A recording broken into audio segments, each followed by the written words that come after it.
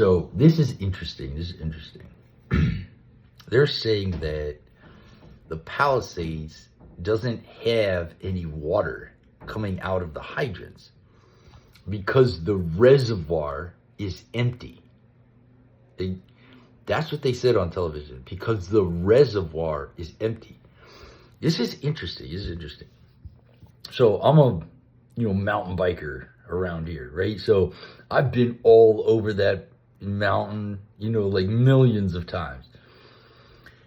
If they're talking about the reservoir, if you go up to the top of Sullivan, where Sullivan and Dirt Mulholland cross, and you look over into the valley on the other side, there's a reservoir. It is full. You know what I mean? But if that's the reservoir that feeds the hydrants on this side of the mountain, I'll tell you what happened. 2 years ago, there was a huge rainstorm. I don't know if you guys remember that. It was just massive flooding here around this time. Massive rainstorm. And what it did was it flooded Sullivan Canyon. The pipes underneath Sullivan Canyon, there was so much rain that they broke and they floated to the top. And DWP is still 2 years later, I think, still working to put that pipe back together from the rainstorm 2 years ago.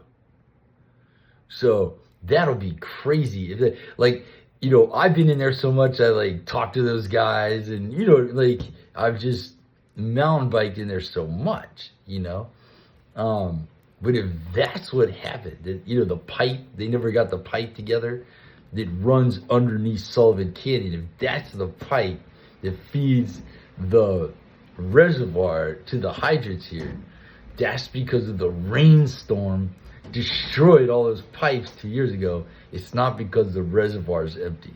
It'll be interesting to hear, what actually comes out like on the news.